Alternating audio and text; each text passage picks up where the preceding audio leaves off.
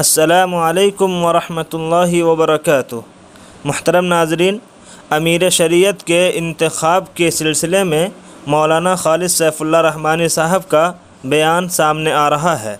अमीर शरीयत का इंतखाब इत्तेफाक़ राय से न होना अफसोसनाक। जी हाँ नाज़रीन, all India Muslim personal law board के जनरल सेक्रेटरी और मारूफ आलिम दीन मौलाना खालिद सैफुल्लाह रहमानी ने इत्तेफाक़ राय से अमीर शरीयत का इंतखाब न होने पर अफसोस का इजहार किया है। उन्होंने कहा कि इत्तेफाक़ राय न होने के सबब ही उन्होंने अपना नाम वापस ले लिया। इंतखाबी इजलास से बाहर निकलने पर मीडिया से बातचीत करते हुए उन्होंने कहा कि हमने पूरी कोशिश की कि अमीर शरीयत का इंतखाब इत्तेफाक़ राय से हो, मगर ऐसा नहीं हो सका। ताहम उन्होंने कहा कि अमीर शरीयत के लिए सबकी राय लेना शरअन दुरुस्त है।